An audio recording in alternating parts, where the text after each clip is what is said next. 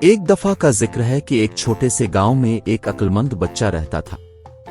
وہ بہت متجسس تھا اور نئی چیزیں سیکھنا پسند کرتا تھا۔ وہ اکثر اپنے والدین، اساتذہ اور بزرگوں سے سوالات کرتا تھا اور ان کے جوابات غور سے سنتا تھا۔ ایک دن ملک کا بادشاہ گاؤں آیا۔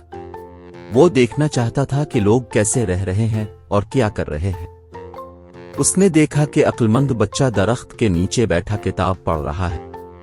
بادشاہ بچے کی ذہانت سے متاثر ہوا اور اس کا امتحان لینے کا فیصلہ کیا۔ وہ بچے کے پاس گیا اور کہا، ہیلو نوجوان، میں اس ملک کا بادشاہ ہوں۔ میں نے سنا ہے کہ اب بہت دانا اور صاحب علم ہے۔ کیا یہ سچ ہے؟ بچے نے اپنی کتاب میں سے دیکھا اور کہا، سلام اب کی عظمت کو، میں صرف ایک شائستہ سیکھنے والا ہوں جو پڑھنا اور سوال پوچھنا پسند کرتا ہے۔ مجھے نہیں معلوم کہ میں عقلمند ہوں یا نہیں۔ بادشاہ مسکرایا اور بولا، اچھا پھر میں اب سے چند سوال کرتا ہوں۔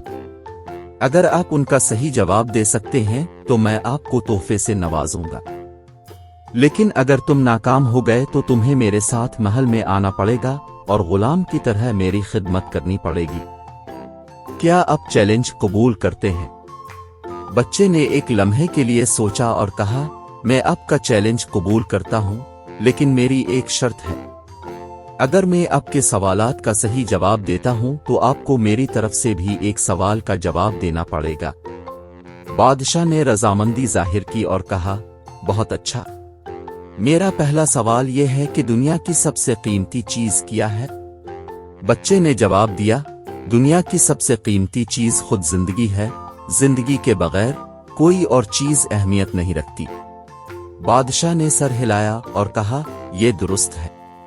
میرا دوسرا سوال یہ ہے کہ دنیا کی سب سے طاقتور چیز کیا ہے؟ بچے نے جواب دیا، دنیا کی سب سے طاقتور چیز محبت ہے۔ محبت کسی بھی رکاوٹ پر قابو پا سکتی ہے اور کسی بھی زخم کو بھر سکتی ہے۔ بادشاہ نے متاثر ہو کر کہا، یہ بھی درست ہے۔ یہ میرا تیسرا اور آخری سوال ہے، دنیا کی سب سے خطرناک چیز کیا ہے؟ بچے نے کہا، دنیا کی سب سے خطرناک چیز جہالت ہے۔ لاعلمی نفرت، تشدد اور مصائب کا باعث بن سکتی ہے۔ بادشاہ حیران ہوا اور کہنے لگا، تم نے میرے تمام سوالوں کے صحیح جواب دیا۔ تم واقعی ایک عقلمند بچے ہو۔ اب بتاؤ مجھ سے تمہارا کیا سوال ہے؟ بچے نے پوچھا، میرا سوال اب سے یہ ہے، اگر میں اب کے چیلنج میں ناکام ہو جاؤں تو آپ مجھے غلام کیوں بنانا چاہتے ہیں؟ کیا اب زندگی، محبت اور علم کی قدر نہیں کرتے؟ بادشاہ بے آواز تھا۔ اسے احساس ہوا کہ اس نے بچے کے ساتھ ناانصافی اور ظالمانہ سلوک کیا ہے۔ اس نے اپنے آپ پر شرمندگی محسوس کی اور کہا، میرے بچے، تم نے آج مجھے ایک قیمتی سبق سکھایا ہے۔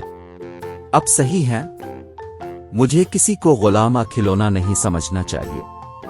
بچہ مسکرایا اور کہنے لگا، میں آپ کی سخاوت کا شکریہ ادا کرتا ہوں۔ اس کے بعد بادشاہ نے بچے کو کتابیں اور کھلونے تحفے میں دیے اور اسے جب چاہا محل دیکھنے کی دعوت دی۔ بچے نے بادشاہ کا شکریہ ادا کیا اور اپنے گھر واپس چلا گیا۔ اس دن سے بادشاہ ایک بہتر حکمران بن گیا جس نے اپنے لوگوں کا خیال رکھا اور اپنی سرزمین میں تعلیم اور امن کو فروغ دیا۔ اور عقلمند بچہ بڑا ہو کر ایک بڑا عالم بن گیا جس نے اپنی حکمت سب کے ساتھ شیئر کی۔